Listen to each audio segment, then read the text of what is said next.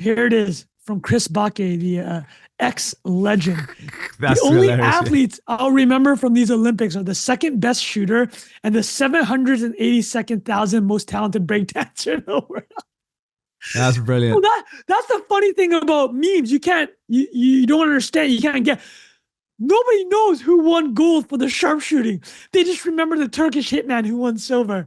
And the other thing I'll add is before we kind of wrap this up is we got to talk about Yusuf Dicic, the Turkish sharpshooter. Oh my God, what Yeah. a G, yeah. I'll tell you my favorite part of it was everyone else using his gun celebration. Like I saw a pole vaulter do it. I saw a hammer throw guy do it. I saw canoe people do it. Hysterical. And so he definitely won the Olympics from the meme side. And then Oh yeah, fair. All right, welcome to another episode of No Investment Advice. You got Trung Phan, Bilal Zaidi. Unfortunately, Jack can't make it today, but we're here talking about the Olympics. Trung, been a mad Olympics. How's it been for you? Well, we were talking a bit offline earlier, and what's funny is I think you and I are in the same boat. Didn't watch a lot of live stuff. Yeah, just clips, strictly clips. Very second screen Olympics, right? But what's crazy, if we're talking the media side for NIA listeners, is it was a huge success for NBC and Peacock, and it was a huge success versus Tokyo. Because do you remember a single meme from Tokyo? I don't remember a single meme from last week for anything. Not even, definitely not from 4 years ago. Well, let's do this. Why don't we tell the listeners what we got lined up this episode? Then you can go through this list I made of top. So we're going to go through the funny meme moments, obviously, of the Olympics. We got, as a preview, obviously, Ray Gun, the breakdancing champion. All the different things that Trung wrote a whole list up there. That's the top medal moments. And then we got the media performance that you were just talking about there around the streaming and kind of how they kind of won this time around.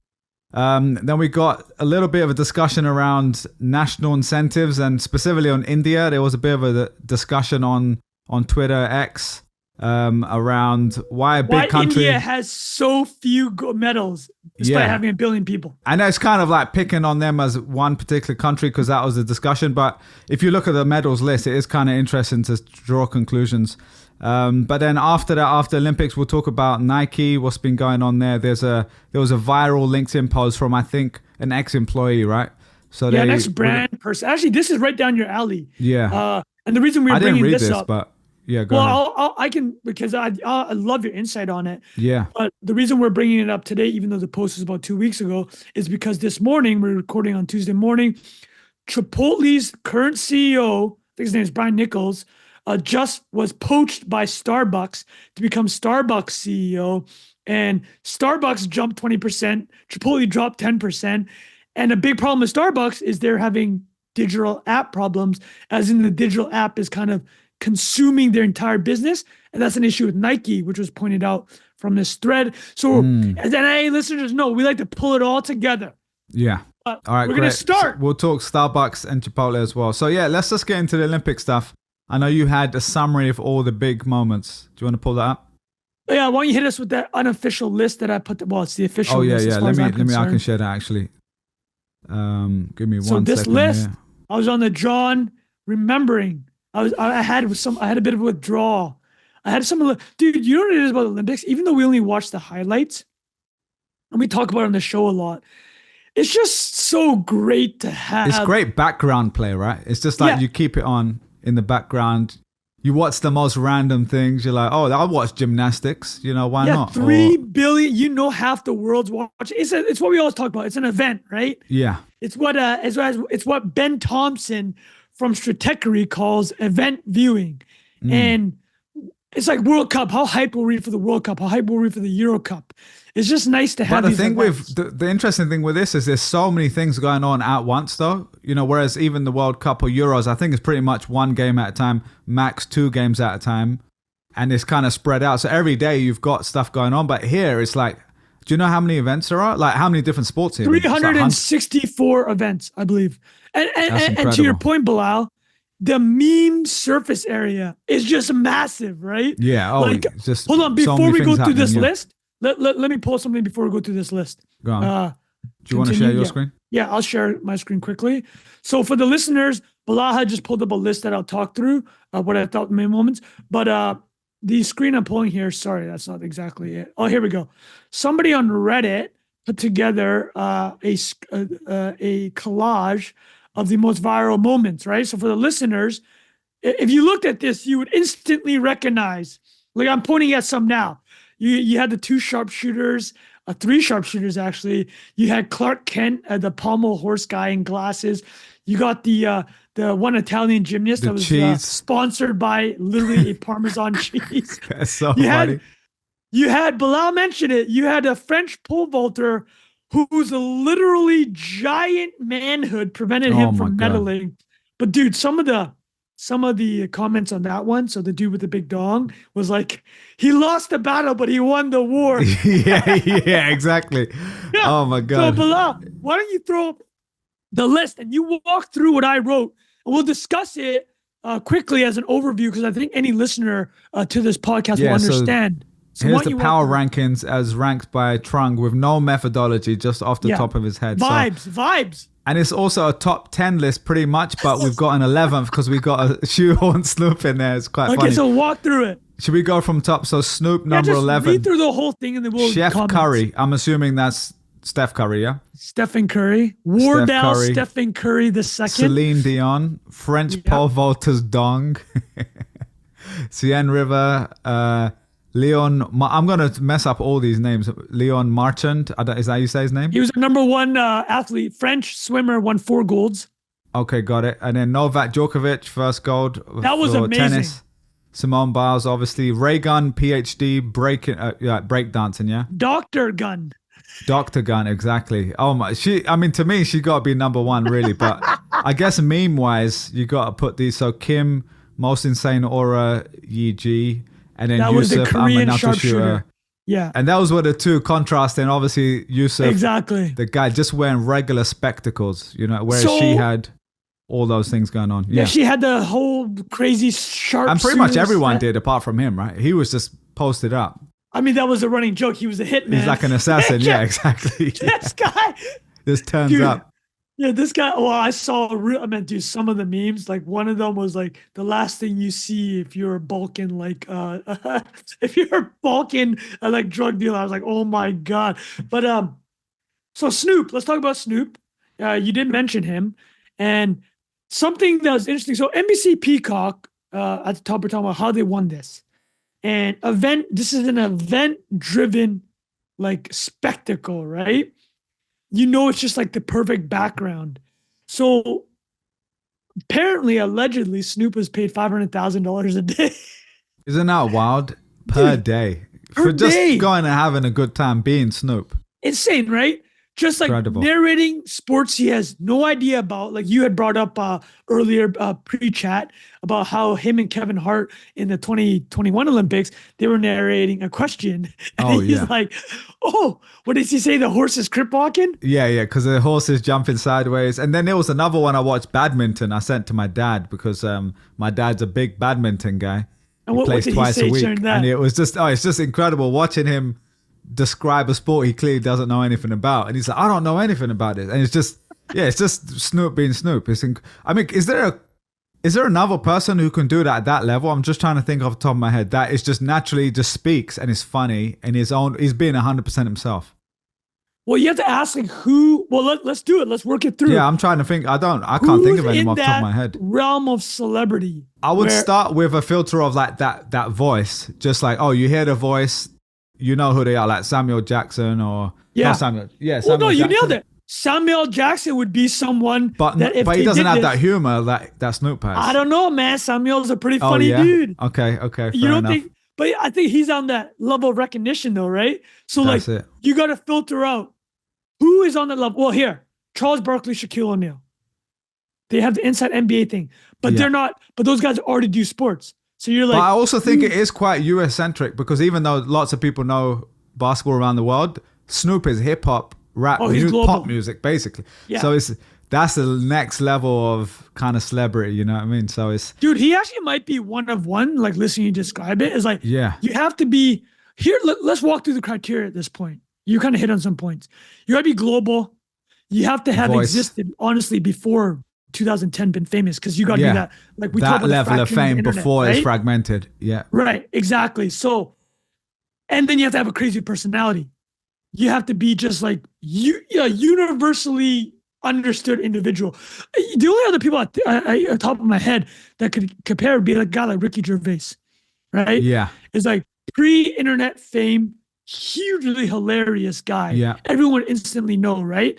So to your like the way you described it, Snoop really is kind of like a one of one. Like I Now saw we're him. describing it. 500K sounds cheap. You It's know what I mean? cheap, Because you're right? like, actually, this guy's. I mean, we're talking about it because of a little Exactly. snippet. I sent a video to my dad, who probably doesn't even know who Snoop Dogg is properly, but he was like laughing about it.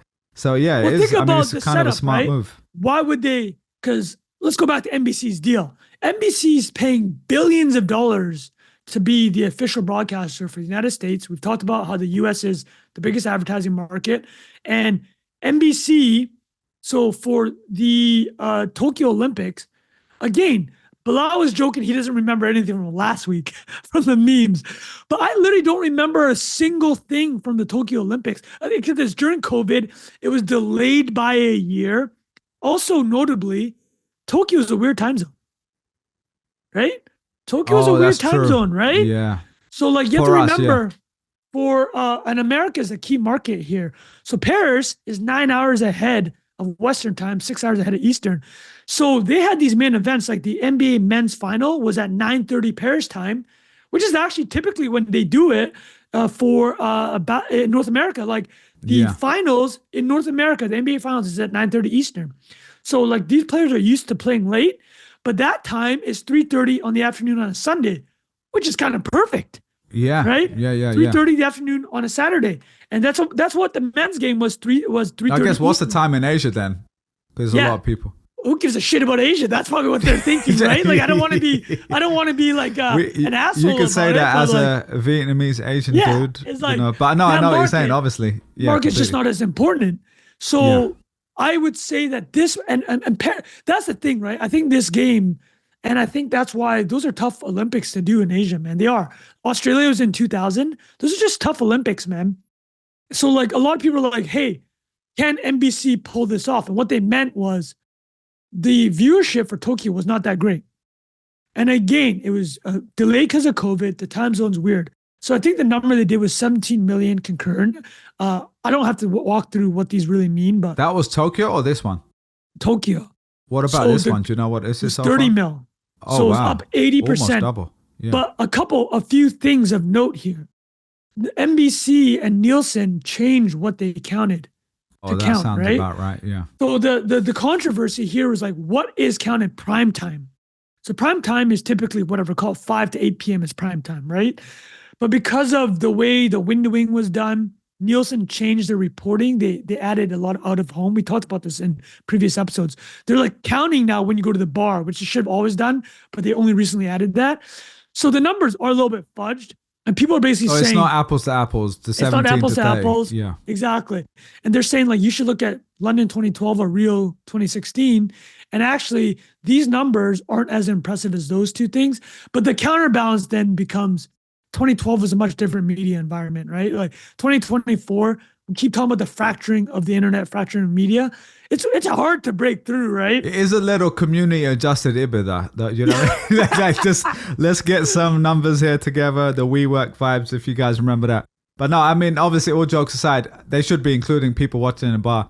But I guess, yeah, the comparison isn't apples to apples, like we said, so it's hard to actually compare directly. But so just to clarify, that's concurrent. So that was saying at one moment, 30 million so people they were watching. count, and how But they counted cumulatively, the there was way more, obviously. There's many more. Yeah, they Probably had billions they said, people watched. They said like, 3 billion people watched at some point. oh my God. Yeah, like if you include all the clips and social media stuff as well, that's wild. But okay, so was there anything else more on NBC? And you kind of had a point about streaming sports in general. Like how does this compare to other stuff? Their app, Yeah. their app did a great job. So, I wasn't allowed to use it because I had to use CBC in Canada, but NBC did something called the Gold Zone, which was really smart on the Peacock app. So if you think about, but you remember watching Olympics in the 90s, right? The TV's just on. Yeah, it was like, for me, BBC, it's literally on all day, Yeah, just in the that's it, background. right? And they're kind of controlling what's going on. And in a way, that was kind of nice that I didn't have to like figure out what do I want to watch. It was just, there's a kind of, you know, just don't think about it vibe. But I know obviously nowadays you want to be able to choose. If you don't want to watch equestrian and you do want to watch gymnastics or whatever, you should be able to choose that, I guess. Exactly. So Peacock had that option, but you actually nailed exact point though. The experience you described where you wanted your brain on just total autopilot, right? Background play vibe, yeah. You want your brain on autopilot, right? So NBC Gold Zone was literally that. They set up they had like these command centers with 100 people, and you just clicked on Gold Zone. And author John Green, he wrote The Fault of Our Stars, famous YouTuber Oh yeah, author. and YouTube guy as well, yeah. He wrote, he had this hilarious tweet. He's like, the craziest drug I've ever taken is NBC Gold Zone. It's like you turn it on and it's just like you're handing your brain to them, and it's just flipping between sports to when the main like the gold event is happening, right? So apparently NBC is getting a ton of credit for pulling that off. Does that make sense? Yeah, definitely. Do you know what's wild? I even have the NBC app on my Apple TV, and I didn't try this once. No, do you know what? This is a weird thing. I don't know if it's me. If I don't watch something, because a lot of the stuff I watch is on my phone, because I'm like hardly watching TV. I only watch TV in the evening when I'm like having dinner or after dinner or something. And so obviously I'm watching my phone all the time. And I have this thing with, even on my phone now, like if I click a link and it doesn't open in app like a YouTube, let's say YouTube, because I'm so used to background play on YouTube and it's quick. I know all the shortcuts to like fast forward, to rewind, all that sort of stuff. And then all these other apps feel so clunky. You know, if you like watch NBC, I would watch all the Premier League games on there once upon a time. But now like you can't even play background play on it. And it kind of messes up on my phone. So I probably am just being, this is probably like an N of one thing. But no. That makes it. Well, here, let me actually shoehorn something before I show you the command center for NBC. Well, rest in peace to Susan Wachowski. Yeah, I saw that. That's sad, man. Yeah, that's very sad. She's man. Only 56, I think, right? She Crazy, was the CEO of YouTube, and she was one of the first employees, I think. Well, her Larry garage that's is where they built the business. So yeah, for the tech listeners, NIA, very sad. Yeah, we gotta throw it out. I've never obviously worked with her directly, but a lot of people I know, friends that do work at YouTube, have had only good things to say about her in terms of like work culture wise and stuff like that. Well, she was so important to that company, and I mean, where you were there. I mean, you must have known. Like, she was there when I think I was there when she became CEO, and then one of my clients now was like the number 2 for YouTube. So he's told me a lot about how her stature at the time when you were working there. She was probably top 5 at the company. Exactly. Right? Yeah, for sure. Yeah. Yeah, right, very sad. Very sad. Very sad. So we'll pivot to the NBC kind of. This is what it looked like, Bilal. Pretty crazy. So I'll play real quick. What made you think of that? Because we were talking about YouTube. Yeah, just because we were talking about YouTube. Okay, literally. Yeah. That's a pretty clean transition, right? Yeah, go for it. Well, here's the NBC Gold Zone headquarters for the listeners. I'm just playing an 11-second clip, but this is wild. Check this out, Bilal. Look at this. This is how they sound, or is it you don't even need? No, we don't need the sound here, but it's like 100 people in this command center. Crazy, right? And that's wild. And that's why it felt, again, I didn't get to use this. I mean, Bilal should have, but like he said, he didn't. Bilal, I think you brought up a good point. You didn't realize how good the Peacock app was, right? Yeah, because they don't have a great reputation. That's the whole point. And most of those apps, you just get used to them being clunky. So they kind of, now I know for next time, I guess. I wonder if they're going to do anything like that for the Premier League and stuff like that, because no, but this is such a big point, right? Yeah. They have all these amazing sports rights. So like, when we're talking about NBC being a big winner, so NBC has the Premier League, right? Yeah. Okay, so will you watch it now? Were you intrigued? I shouldn't say on a recording how I watch the games now, because sometimes they don't have the games, you know. Yeah, but no, I do actually. Funny, I actually have NBC paid for and everything, but sometimes I prefer to use English commentary, for example, from the UK or whatever. So that's Reddit, certain feeds you find on Reddit forums. There we go. Yeah. Well, let me break this down for you. So on the app side, but you bring a very interesting point. This is a huge marketing acquisition play for Peacock, right? Because like Peacock it's still kind of hanging around in the app game. So I'll give you some numbers. Subscribers, they have 33 million, which is actually down from last quarter. This will probably jump them back up, right? That's paid subscribers because Peacock is paid, right? Yeah, that's paid. a lot. So that is, well, but then you compare it to Netflix 270, Disney 118. Isn't Peacock is Peacock? Oh, it's not just sports though. They have their NBC own streaming content. stuff. Yeah, they have NBC content. Got it. Yeah. So and then Hulu 50 million. So they're much smaller than these other ones. So the question's always been: do they stay? Like, do they just fold it? Right? But they're owned by Comcast. Actually, are they still owned by Comcast? Let me do a quick. Let me search on that. But the point being, we talked about previously how remember the NBC playoff game, the single playoff game. Do you remember that? Sorry, say that again. The what? You got up for a second. Do you remember the single playoff game where they forced you to download Peacock? Yeah. You talking about NBA? NFL. No, I didn't. I remember it being talked about. I remember it being talked about. Yeah, and everyone was going crazy on Twitter. Yeah, I remember. You nailed it. Earlier this year, so NBC is owned by Comcast, so they're still incentivized to keep this thing going because cable business is just a cash cow. They're just gonna keep feeding the Peacock app, even though it's money losing. Earlier in this year, during the NFL playoffs, they forced you to download the Peacock app, and you know that the memes were hysterical. It's like 85-year-old senior citizens like figuring out how to download Peacock. Oh, which is basically what had to happen, and people were annoyed. But it turned out that Peacock was able to keep a lot of those people that download. The expectation was that everyone's just going to churn, right? So what's going to happen now with Peacock after the Olympics? Are people going to churn? Are they going to keep? I think how you kind of described it, was you're like, man, apps suck. But hearing this, like and the people that actually experienced it, like, man, the Gold Zone, that shit was crazy.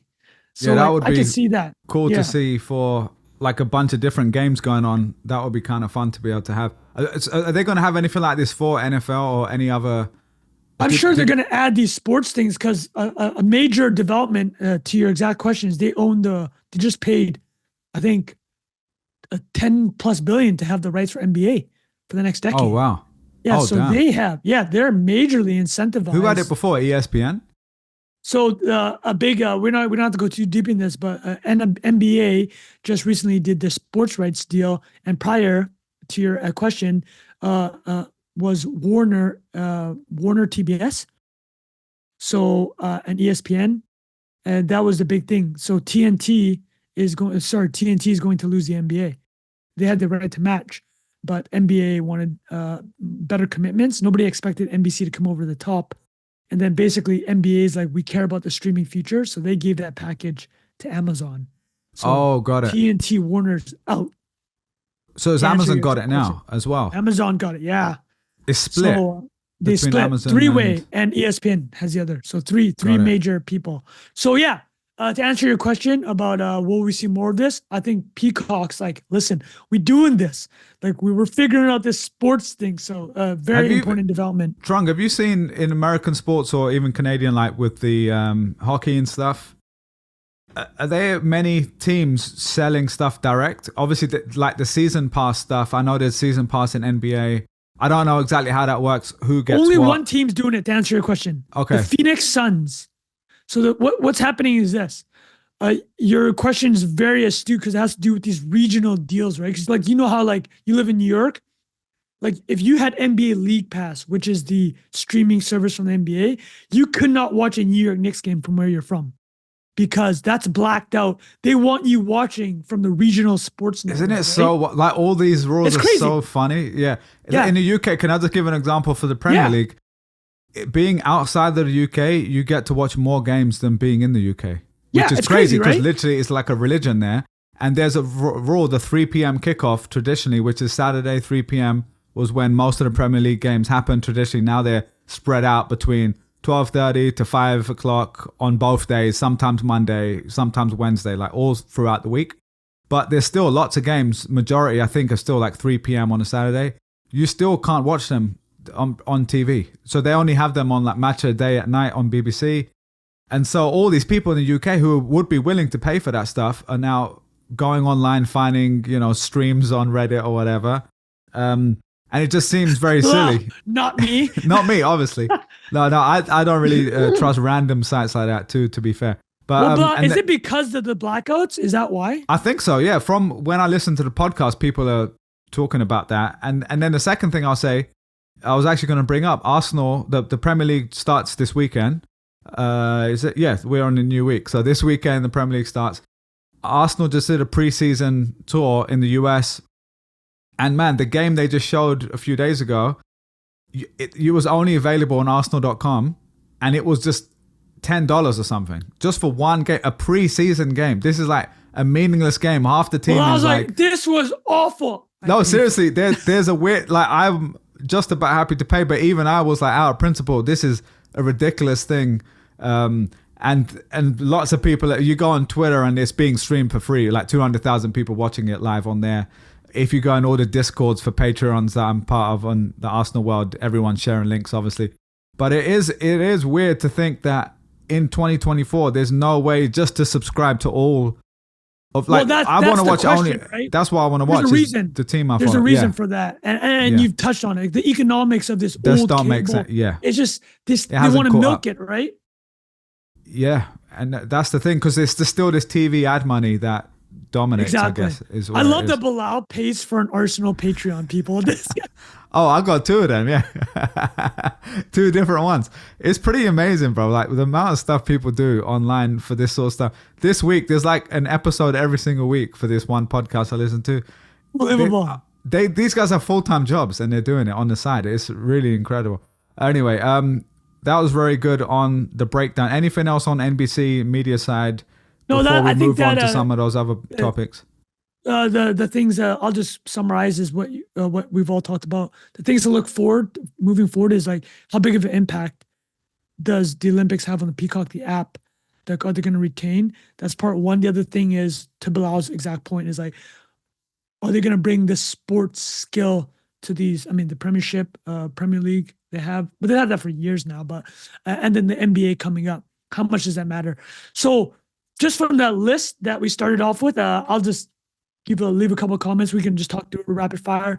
So number 10 was Chef Curry. Did you watch that game? Yeah, well, I didn't see the full game. I saw the finish where he won. Buddy, insane. Tell me, what did you think watching that?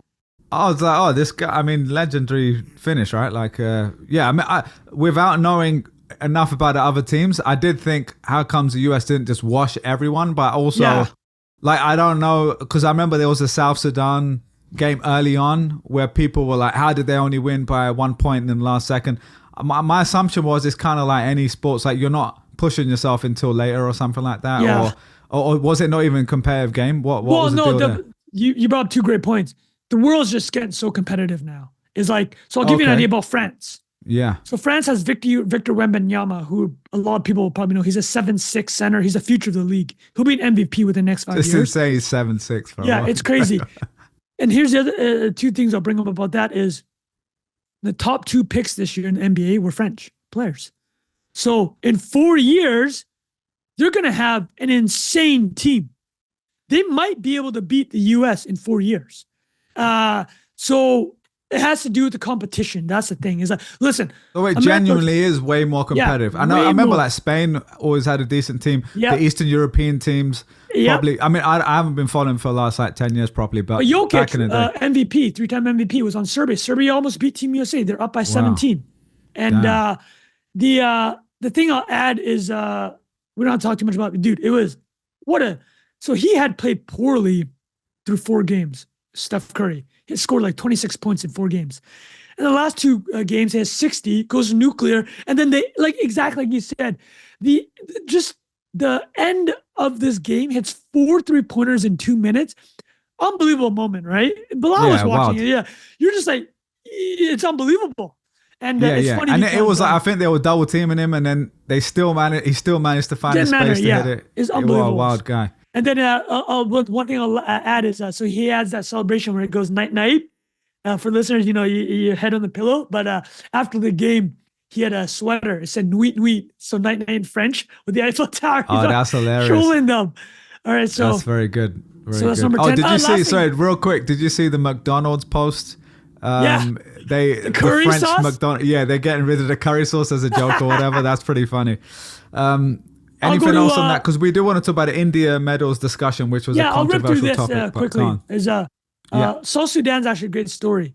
So I'll say that quickly. Well, I'll do this. I'll do the South Sudan story quickly. You tell me about the Pakistani I was about to quickly. say, yeah. So Arshad And then- Nadeem got tell us that gold story. in the javelin. I don't have any written up points here, but just from top of my head, I think it's the first gold medal in like 30 years. Okay. For Pakistan. I mean, I don't think Pakistan are very dominant in the Olympics, considering we're about to talk about India here as well. I remember back in the day, like hockey, they'll be pretty good at, and they'll be, I don't know if squash is in it nowadays, but they're pretty good at that as well. But this guy, crazy story, he came from like a rural village, very poor, and like his local village community would like raise money to buy stuff for him to train. There was nowhere to actually train, so he would go this train. Is javelin? Yeah, javelin. So they didn't even have a javelin. So he'll be practicing in a cricket stadium with random stuff, just throwing it. And so fast forward, he wins the gold. I think it's like 90 plus meters or whatever it was. Number 2 was the Indian guy who won last time, which to be fair, from what I read, that guy actually helped, supported him as well. I think that there was something there about that. Yeah, so kind of cool, but must have been extra nice for him to beat the Indian guy, the rival. To get the gold, Why are they but so really good at cool. javelin? What is going on?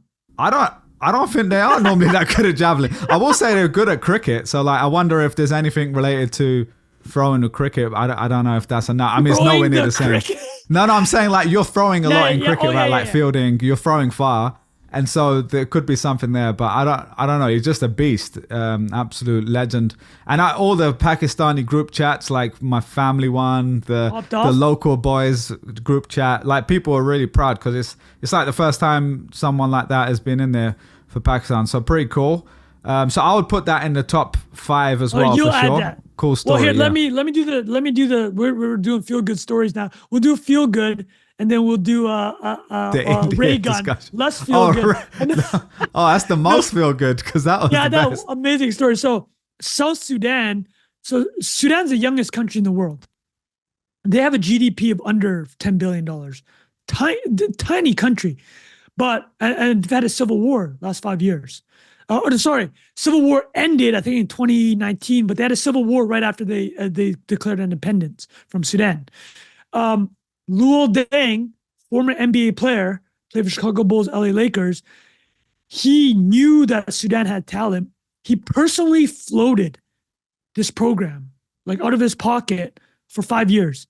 And like you said, they built this team that almost knocked off the US. So that was a really good feel-good story. That's amazing. That's the best thing with the Olympics because it's these random stories that you just, it's so many cool stories. For all the like negatives, right? Like all the sports washing, the corruption, the IOC, the stuff we've talked about, these are the positive things that happen. And you know what? We're staying in the positive zone today with the Olympics, right? We need it, yeah. We need it. And the other thing I'll add is before we kind of wrap this up is we got to talk about Yusuf Dicic, the Turkish sharpshooter. Oh my God, what a G, yeah. I'll tell you my favorite part of it was everyone else using his gun celebration. Like I saw a pole vaulter do it. I saw a hammer throw guy do it. I saw canoe people do it. Hysterical. And so he definitely won the Olympics from the meme side. And then let's wrap up with Ray Gun. Here's I'll do this tweet with Ray Gun. So Ray Gun, for people who don't know, was the breakdancing Australian PhD. The Australian. Here it is from Chris Bakke, the ex-legend. That's the only hilarious, athletes I'll remember from these Olympics are the second best shooter and the 782nd most talented breakdancer in the world. That's brilliant. Well, that's the funny thing about memes. You don't understand. You can't get. Nobody knows who won gold for the sharpshooting. They just remember the Turkish hitman who won silver. And I'll tell you the Rachel Gunn thing. So again, I'll wrap this up quickly. But so Ray Gunn, I'll tell you the sad part about her and the breakdancing. It took away from the real breakdancers, man. Oh, there was some incredible ones going on, yeah. And the guy that won, Phil Kim, or as they said, Phil Wizard. He's Canadian. He's from Vancouver. Oh, serious? Was he representing Canada? He represented Canada. Dude, I saw him a month ago with my kid at a... Did you know who he was? Like, you already... Was he famous? I had no idea. None.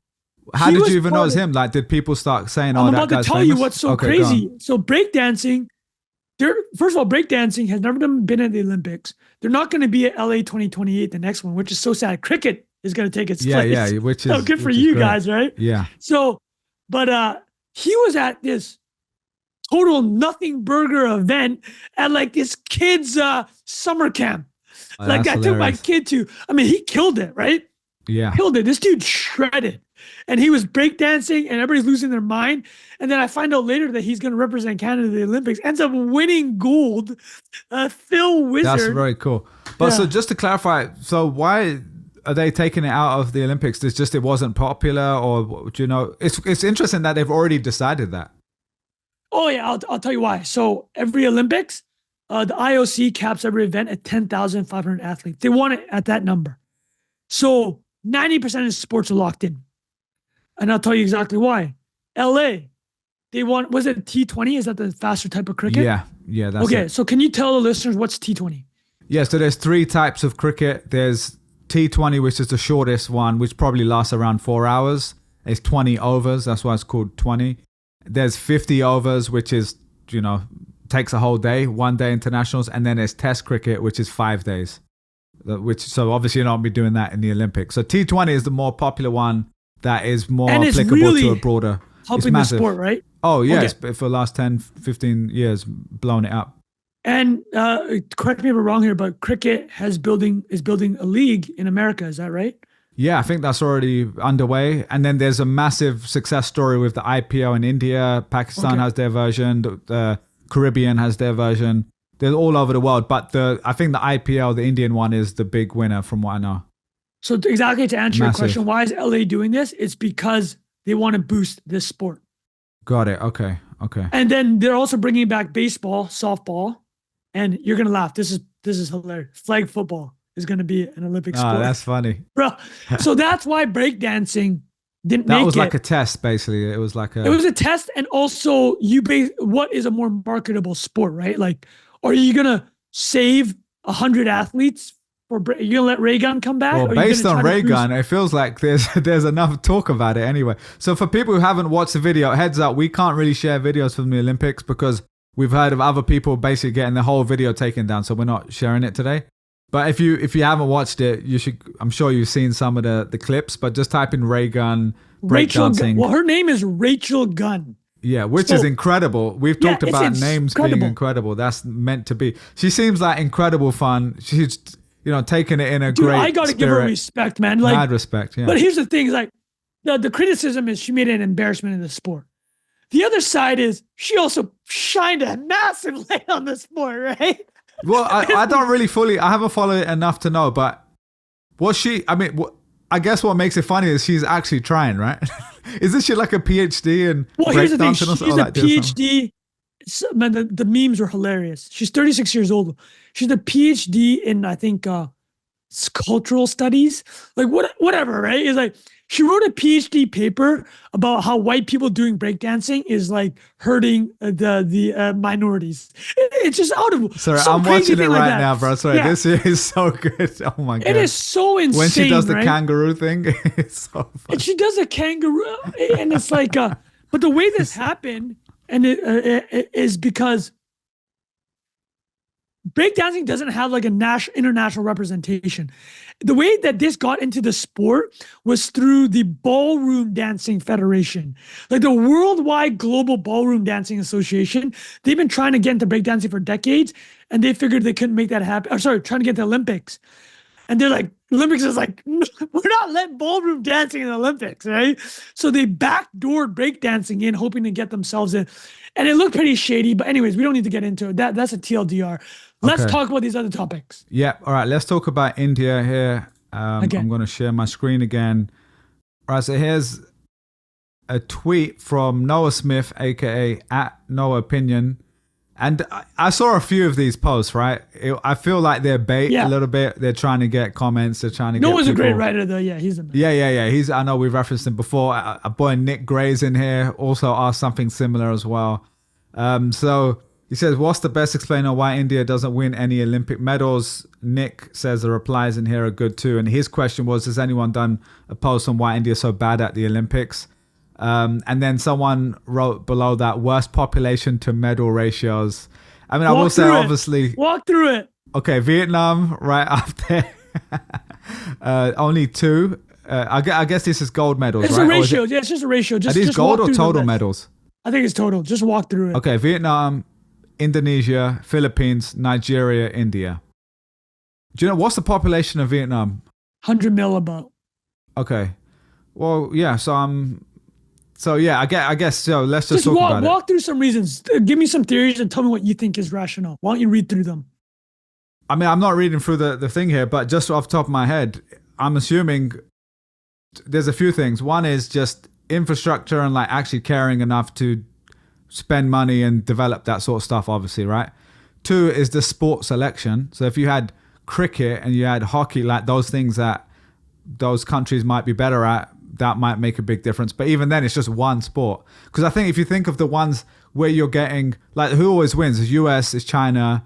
The fact that UK is in there, normally top 5 or top 10 most of the time, it's probably because there's like so many athletic sports, right? So it's like sprinting, gymnastics, like all of those. So you've got a chance at winning 50 different gold medals in that case. You've got a history in investing in it for many, many years. And then you grow up as a person watching, oh, there's someone who's a sprinter on TV. I want to be like them. Whereas in Pakistan, you're strictly looking at becoming a cricketer. That's like all you care about. So you think it's culture? Culture is a big part of it. I think that's one part of it, yeah. But I think honestly, a lot of it is like infrastructure and stuff like that. But that it's not on its own, because there's lots of kind of like poor countries that do get gold medals. But a lot of those are kind of concentrated too. Off the top of my head, if you think of like long distance running with like a lot of the more developing countries in Africa, but those are very specific. It's not like all of a sudden, you know, those African countries are also amazing at 100 meters and they're also amazing at gymnastics. It's like they dominate long distance running, like if they're from Kenya or something like that. Yeah. I don't know. What else? What do you reckon? Yeah, I think sports infrastructure. I think that you kind of nailed the main one, is like what is the aspirational sports? Cricket, right? And it's not even involved in the Olympics, which is a little bit kind of, I mean, thankfully they'll get it in 2028. Sports, it's just a little poor. India is poor per capita. Then, I mean, people say, why? Well, how is China able to do it? Well, China is extremely rich relative to India. And right? they've probably invested heavily because they value it very as a top country. Down. And it's top down. And they want to be on the world stage showing like we know what we're doing. You're right. It's a very, because, you know, India is a democratic society. That, I mean, people have brought that up. Is like, and also, didn't China do the Olympics right on the come up, right? When was was it Beijing Olympics? Yeah, 2008. 2008, right? So that was right in the middle of their massive rise. Yeah, exactly. So I think they were planning ahead for that as well, from what I remember, just investing heavily in that. Even I remember just the opening ceremony. Do you remember how coordinated that was? It was insane levels of. It was insane. The China one. But sorry, back to your points. Anything else? Well, how do you feel about, I saw this one, some doctors put it up and people are arguing over it. They say diet is a big deal. They say that, I could see that. Oh, I would just say just in general, I mean, this is a straight bro science stuff, but like, and I'm saying this as a like I'm Pakistani, so I can say this, just general athletic ability compared to other nations. I don't know if that's something that controversial, but just, Vietnam is the second shortest country per capita. Yeah, there you go. Average height in Asia. So they're probably not dunking that much. Yeah. You know what I'm saying is like, you know, there's a historical reasons for this. There's what food is available, what diets are. Like, well, here, people can say, why are Kenyans such good runners? And a lot of them, they attribute to running and training in higher altitudes, right? So you can assign clearly where someone's from to the geography of that area, right? I don't think it's bad to say, you know what? India's agricultural output and the calorie mix for an Indian society, there's not a lot of meat per capita, not a lot of protein. You're obviously going to develop less muscle. And that has to do with where they are and per capita and development. I don't think that's that controversial to say. Yeah, I agree. And that doesn't mean all Indians or all Pakistanis aren't of course. athletic, obviously. And it could also be, it's like I've seen plenty of examples of very athletic people, but it's not like the average person. In the same way, like an average American is overweight compared to an average person from like Japan or something like that, though they have a lot of diabetes there right now as well. But it's just like, yeah, I don't know enough about those different factors, but someone here wrote a good summary. I think they said, I think we've covered all these, but infrastructure, coaching, governance, opportunity, which is probably quite a big one as well, perception, like as in like every sport in India isn't perceived to be the same as like cricket. Natural athleticism, that's the one we were just talking about, and then cricket. So I think those are probably quite a good summary there. I don't know if there's anything else. I don't think anything's unfair. I think those are all reasonable hypotheses, right? And then with that in mind, let's kind of pivot to what we were chatting about quickly. Let's just go through the medals table, like finish off the top. Yeah. So America had the most medals by far, 126 to 91. And China second. So they actually tied in one of the last events, because you know how these tables work, like when you Google it, it's whoever has gold is at the top. Oh yeah. Tables filtered by gold. So if America didn't win, a lot of tables would have China at the top, which is hysterical because of the geopolitical tensions right now. But Team USA, a women's basketball team, won 67-66, and they tied. So got America to the top. So you mentioned Japan. Again, Japan, very rich country. I mean, the winners are rich, large countries, right? It's like US, China, Japan, Australia, France, Netherlands, Britain, Korea, Italy, Germany. And Canada also did well because of Phil Wizard. Okay, so I'll end it with this. Per capita. So now let's standardize it, right? Yeah. The other way. Who won the most normalized by population size? Dominica, St. Lucia, Grenada, New Zealand, Bahrain, Georgia, Australia. Bahrain, that's interesting. Yeah, Bahrain. What did they win? I don't even know what they won. Oh, that's interesting. Yeah. Australia, no thanks to Dr. Gunn. Netherlands and Jamaica. So last thought on that is shout out to St. Lucia. They won their first gold ever. And I saw watch parties and people were going absolutely. I think I saw that too. They was like outside, right? Amazing, right? What was it? What was what was that video? What was the sport? Was it some sort of gymnastics or something? I forgot what it was. No, it was a sprint. Sprinting. Oh, sprint. Okay, got it. Well, that's the other thing. Again, someone can comment about this, but obviously we had Usain Bolt dominating for the last 15 years before that. But growing up, how many of the 100-meter sprinters were from Jamaica or the Caribbean? Also US, UK. Like, I know I don't know. I don't understand enough about it, but it just seems not that crazy to say there's a bias there. Same with the long distance runners, a lot of them coming from East Africa. We're going to get canceled before we get monetized, man. Yeah, no, it's true. But no, I mean, I'm genuinely curious if someone might be able to comment. Yeah, somebody leave the comments. Let me add, last thing I'll add is shout out to Michael Johnson. We talked about this. I did, Johnson? What a legend. He retweeted your thing. I've got that saved here, actually. Yeah, let's pull that up to, actually, I'll ask you about this because this will be fun. Let's end this whole Olympics thing. This was my race, 400 meters. This was the hardest one. Wait, you used to run 400? I mean, at school, not like Well, let's talk about this. It was always the hardest one, right? It was tough. Bilal, hold on a second. People, I'm about to grill Bilal.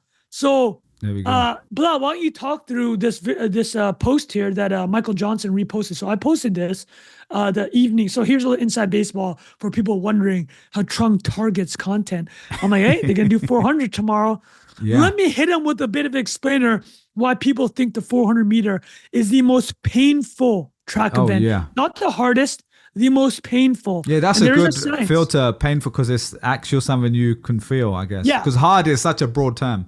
Well, here, why don't we pull that screen down and let me grill you right now. Blah. Oh, like, you mean stop sharing, you're saying? Yeah, stop sharing for a second. Yeah. Let me ask you.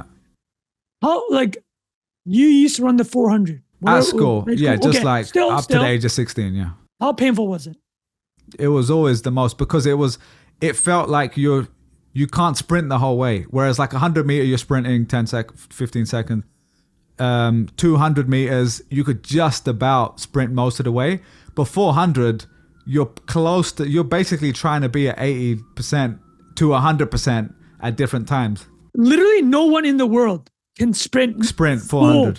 full on 400. It's literally impossible. That's it. Yeah. And the reason is from this. Why don't you break it down? Why don't you talk about your former runner? Let me talk through each part. You tell me if that sounds about right. Okay. So I'll give the TLDR. There's 3 energy systems that humans draw from in track events.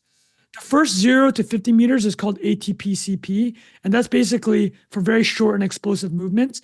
It's different for everyone, but ballpark is you can do that for about 10 seconds, okay? And then the next one you start pulling from the anaerobic stuff. I know people will probably understand the terms anaerobic and aerobic. Yeah, you learn that at school, right? Like exactly. Yeah. Anaerobic is more like, you're kind of hitting the weights. That's kind of like broad strokes, or you're still doing very intense cardio. So you burn glucose without oxygen.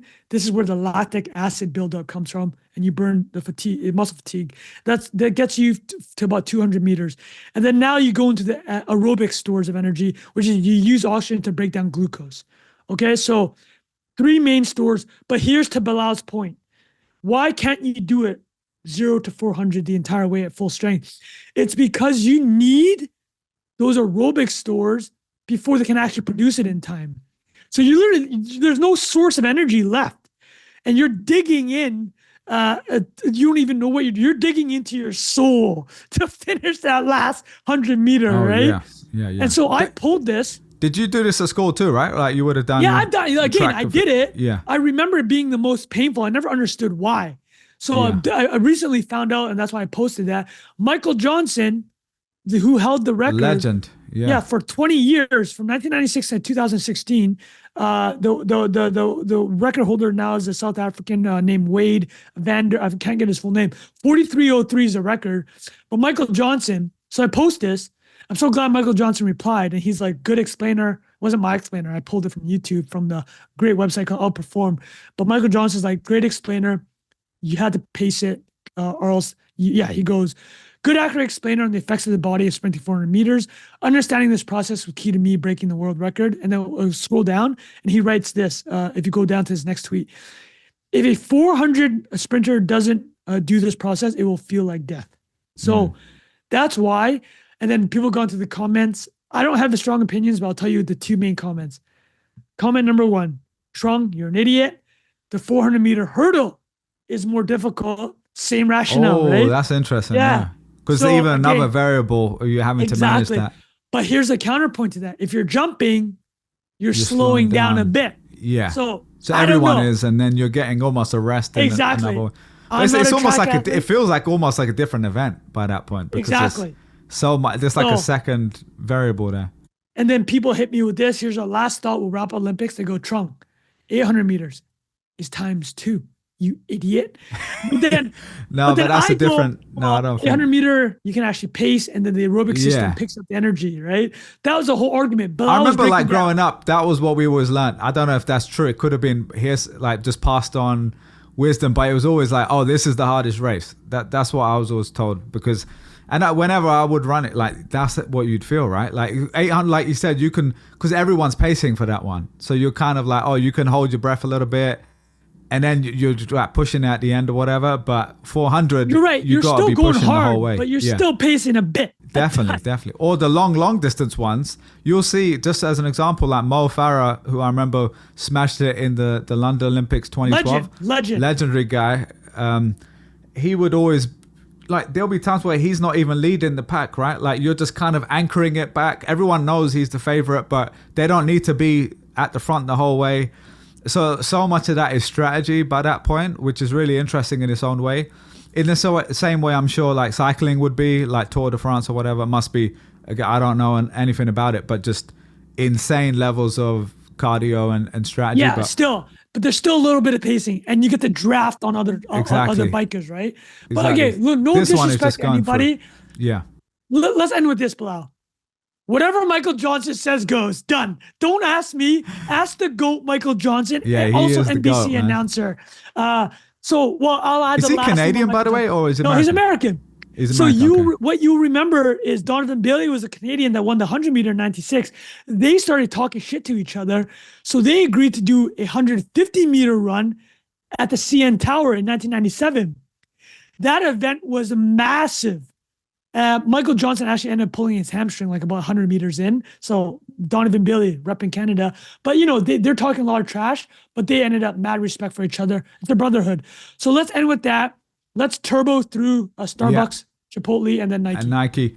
That was great. The only last thing I was going to say, my actual favorite event of the whole thing was the 100-meter sprint. Obviously, that didn't he win by 0.05 seconds or something? Yeah, no allows.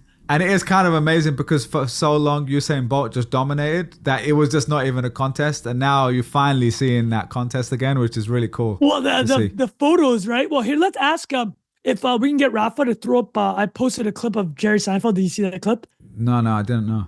All right, but also last thing, 4 more years we have to wait. I don't count the Winter Olympics. No memes ever good come out of Winter Olympics. So 4 years. For the LA 2028. Looking forward to that. Man, we should try going. We should talk about that, right? Oh, yeah. So here is the last clip I'll show. So Bilal mentioned how he loved the 100-meter race, and it was amazing. Noah Lyles won by 0.005 of a second. So this was the Mimi picture for the listeners. It's a photo at the finish line, and then Noah Lyles stuck his nose out. Fastest man in the world. That's mad. Next to him is a guy that's an inch back, didn't medal. Oh my God. That's and this wild, is right? literally a Jerry Seinfeld comedy bit. I think from his stand-up after he went to the 2012 London Olympics. So why don't you play it? All right. And they always have that photo finish. The photo finish was always silver, gold. This is the whole race. Gold, silver, bronze, dead last. It's true. Wait. Greatest guy in the world, never heard of him. Yeah, that's very literally, good. right? How Brilliant. good is that bit? Very, very good. Man. All right, Trung, should we move on? That was a good, we did a whole, this could have been the whole episode, to be honest, but let's round it out with a few of these.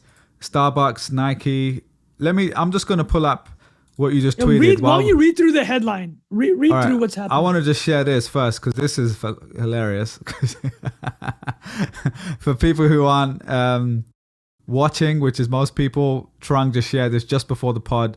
So Starbucks just fired the CEO, Lakshman Naras, I don't know how to say his surname. Narishan, then poached Chipotle CEO Brian Nichols to replace him. Starbucks is up 23% and Chipotle is down 13%. And then Trung, do you want to just share what you posted here?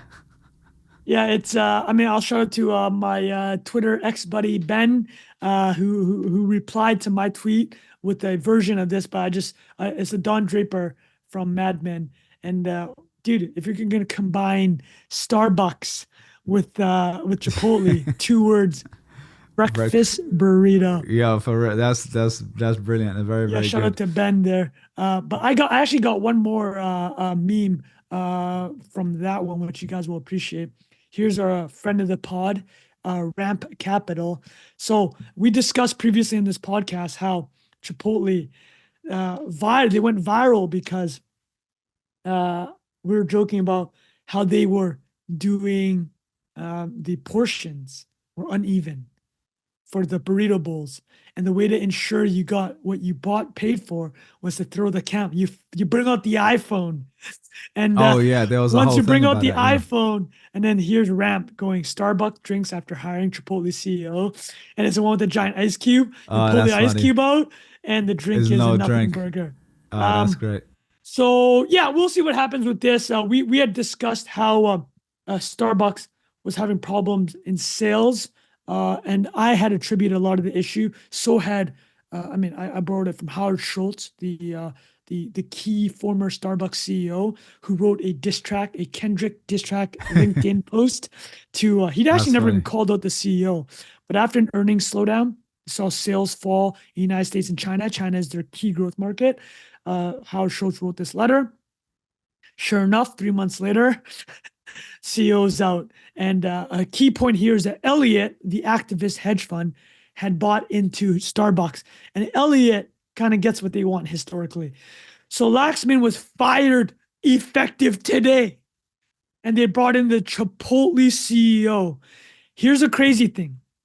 Over the past 5 years, before today, before the 20% gain in Starbucks and the 10% drop in Chipotle, these two stocks Starbucks was flat over 5 years, and Chipotle was up five Sorry, bro. times. This is Lakshman, by the way. This guy looks like a G, bro. Look at this guy. Former McKinsey dude. Is he also Indian CEO TM? Is this Yes, he is Indian CEO.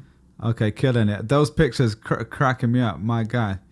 Look at him. Sorry, but yeah. So, so he's the one who just got fired. Yeah, he got fired. That's right. Okay, cool. So that's kind of the situation we're in with Starbucks. We already talked about this. We're not going to go over that again. But the main thrust of the article I wrote, the thing me and Bilal talked about, was the digital app, which was prioritized by Laxman and frankly Starbucks over the past decade, is kind of hurting the in store experience. Right? It's like you go to the store now, the barista's not really saying your name because they're busy making all these apps. Drinks that are coming through the app like crazy. Why is that related to this Nike viral LinkedIn post? So the funny thing about this viral LinkedIn post from a former senior brand manager at Nike was that it was written about Nike, which had hired McKinsey to do its strategy. So McKinsey and LinkedIn are involved with both these stories. So Laxman, seeing a trend the here, CEO of Starbucks, was a McKinsey guy previously. So anyways, I want to ask Bilal about Nike because this was a thrust of the article. So Nike had its worst day in June, worst day in decades, fell 20+% on slow sales. A big part of Nike's business since 2020, since COVID started, was they had a new CEO. And the CEO was formerly the CEO of ServiceNow, a B2B SaaS company, and of eBay, obviously the marketplace. He came in and basically said, we're going to prioritize Nike's direct-to-consumer business, website and app, right? That was what he did. Apparently, McKinsey helped him push this strategy. So that had a trickle-down effect on the business. They fired a bunch of brand people. So, Bilal, I want you to think about this. Nike used to be organized around sports. So, track, basketball, football. New CEO comes in, McKinsey advises him. They're like, simplify it. Everything's going to go through the app. Everything's going to go through the website. Instead of having brand or category experts, we're getting rid of all that. We're going to run this business through men's, women's, and kids, which is typically how a lot of fashion brands and athletic wear does on DTC. Okay? So I'm going to go to Bilal now. They fire their brand experts. They're going to entrust data. They're going to trust that the sales data they find from direct-to-consumer and website is going to give them all the answers they need to create products. And since 2019, the Nike online business has grown from 30% of the business to 45%. So it has gone digital. So now I'm going to present it to you.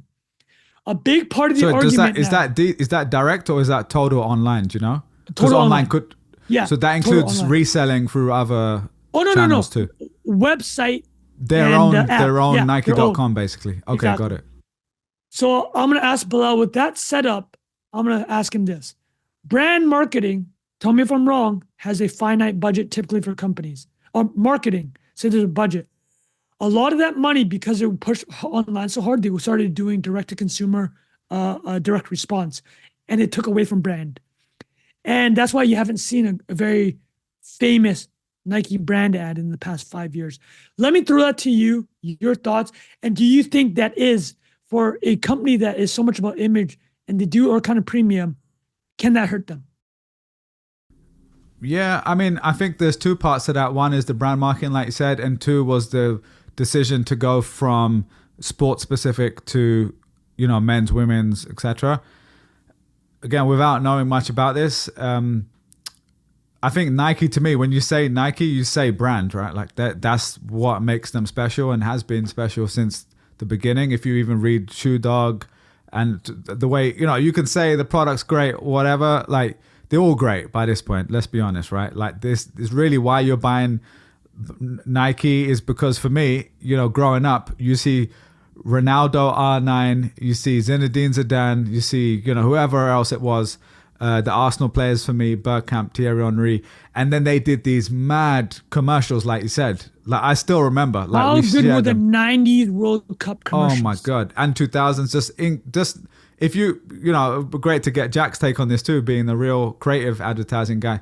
Like if you said top 10, you know, TV commercials of all time, I'm sure like 3 to 5 are going to be Nike in there, right? Like I remember it now, Ronaldinho and all these guys kicking the ball in an airport. Like you just don't really get stuff like that anymore at that level. So I don't know about how much they moved away from that the way you said, because to me they still have that story, and maybe it's a halo effect. Maybe it's just that old feeling of Nike being so great at that. So that's one part. I don't know. I mean, I did actually work on sports, like this category when I was at Google for a little while, like Puma, New Balance, Under Armour, Nike, Adidas, that pod basically. And so we were trying to get them to basically spend more money on direct response, like you said, but they would always understand that the start of their marketing budget has to be on this creative endorsements, doing stuff with those athletes. Really? So the brand, they understood how important it is to build the halo. Oh, I think that it starts with that. It's kind of like any brand. It's like any brand, you start with the creative, right? You start with what's the message we're going to amplify in the first place, and then direct response can be helpful because you can get it to the right people, be scientific about it. But the first step is always like, we need something good to tell them. And so my personal experience, and I haven't worked on that for a little while, but when I was working on it, it was still very much about how do we story tell in unique ways. And then later it did become a little bit more about, you know, making sure how do we drive more people to download the app? How can we go from 30 to 45% online sales? So I don't fully remember now because like all of the, you know, that was maybe like 7 years ago by the time I stopped working on it. But the other thing you mentioned there about going from categories like sports to, you know, menswear, women's wear, I think that's quite an interesting move because in a negative way for me personally, because I feel like the culture of, let's say, football, soccer is so different to the culture of basketball. And just like, of course, the people working on it are going to have to understand each. But if you've just got one person or like one team kind of working across those things, just like for men's basketball and men's soccer, like they're so different in the way the storytelling happens. You're just not going to get it, right? You're not going to get the vibe. That vibe in the same way, exactly. But I'm assuming, you know, it's Nike. They can hire people that understand specialist stuff within that. Maybe it's just like a logistical thing, the way they're set up. I will say in the last 10 years, though, Adidas... Well, let me just actually say, I just want to say that you nailed it. They actually brought categories back. Oh, they did? Okay, got it. Okay. So like, no, your point. Yeah, it's like you nailed it. It's like they made it. They realized it was a mistake. And then I will say in the last, I mean, what year? 2024. So probably 15 years, Adidas really like, you know, went crazy. They obviously had all the Kanye stuff. They did mad collaborations. Then you had New Balance, you know, having their time. Puma, if you go back 2010s, remember they did stuff with Rihanna. And so it was always like Nike was the top dog. And then over 2010s, I don't know the numbers off the top of my head, market share wise, but it really feels like Adidas was biting into that and those others. So yeah, I can't really remember the last time, like you said, last time Nike had a banger kind of ads like that, you know? Well, let me address two things. You're talking about the brands that are eating away. It's not just Adidas, right? You remember On Running and Hoka. You probably heard of these brands. Yeah, they're killing it too, yeah. So I'll tell you another part of this DTC. Tell me if this makes sense. They're prioritizing online sales. Guess what happens to their wholesale relationships? They actually they canceled hundreds of wholesale relationships. They no longer wanted these shoes in the stores, or they couldn't. It was no longer priority. Guess what filled the gap? You mentioned Adidas. Adidas filled the gap. Hoka and On Running filled the gap. Really? So okay, I know, that's interesting. I go to stores and I don't even see the Nike shoes anymore. Yeah. Or they're not priority because these retailers are like, okay, well, if Nike's not gonna work with us as closely, we're just screw it. We're gonna put On Running shoes. Distribution is king there, man. Yeah, because there you go. Well, man. The interesting thing is, Trung, because if you think, like growing up, Nike for me was like, that's the only thing you're going to get for me. That was like, it wasn't really, I wasn't considering the other stuff. But now I'd be like, okay, I could do Nike, I could do Adidas, I could do 3-4 different brands. I don't know if that's an age thing, but it feels like it's not just an age thing. It feels like the perception of them changed quite a lot, right? Yeah. Well, the last here I'll add this. You asked, so Yeah. let's pin this, and it's a perfect way to end this episode. You asked, when was the last time Nike did a great ad? Well, they actually did a very controversial ad to start the Olympics. It was about, remember, I don't know if you saw it, but winning isn't for everyone. Willem Dafoe narrated it. I don't know if you saw that. I think I did, but I don't remember it fully. Yeah, so the dialogue was basically talking about all the negative traits, or the traits that all typically come with winning, was, obsessiveness, selfishness, not caring what other people think. Michael Jordan, basically. Which is like, yeah, like these are in a lot of realms. There are negative qualities. Yeah. But Nike's basically saying, you know what? This is what it takes to win. That's what it takes Some to people win, didn't like it, but it was controversial, made people talk. And I think it's controversial because of how nothing burger the ads have been in recent years. So to pin it all with the Olympics, how we started it, Nike must be trying to recapture their DNA because they got clapped. They've been down 30% year to date. So interesting parts, more to come. Really wish Jack was here to discuss this. Yeah. But, I mean, I love the insights you gave on your work with athletic brands and how important brand is. So, but the last bit, I know we're going to close out. I do want to ask, just to round it off, Trung, how much of this, both Nike and Starbucks, outside of that, Airbnb, like these are all demand level like numbers, right? Demand is down essentially. And so how much, in my opinion, just to not bury the lead here, it feels like a lot of these are just demand things, like related to demand in general. It's like a delay from 2020. After that, people were like stuck at home for a year, and they, even though they didn't have the money, they were just like, let's go for it. I'm going on a trip. I'm going to do YOLO time. Now, 4 years later, inflation still feels high to us, even if the numbers come down. Well, just say it. Just say the word. Say the R word. You say, I'll give you the... Recession, I don't even know what you're talking baby. about. No. We don't want to use the big R you're word. right. But no, consumer demand is a little bit consumer demand feels that it feels like a delayed semi-recession, whatever it is. So to me, I don't know how much of this is just like, obviously each individual brand has those, specific issues with it, but in a good market, those things might not look as bad, and you might not be peeling past the curtain and looking at, why are less people going to Starbucks in store? Is it because of the atmosphere, all that stuff? It's like, maybe people don't want to spend $5 on a coffee 5 days a week like they did previously when they go to the supermarket. Like, honestly, even me, I can afford to go to a coffee shop. Even I prefer getting downstairs. There's a cold brew. It's like $15. I get that, and I make five coffees from it versus going outside and spending $5-6 each time. So it's just like that. I think there are those elements happening for people. And then lastly, on Airbnbs, because they're now as expensive as hotels, and you have to do chores when you leave. So I think all of these, there's kind of like an equalizing happening. The Airbnb one seems fair, to be honest. Yeah. Oh, completely. Yeah. All right. I think that's a great way to wrap it up. Trung, good chat there, mate. Thanks for breaking all that down. Hope you guys enjoyed this, and we will see you guys next week. Cheers. Bye-bye.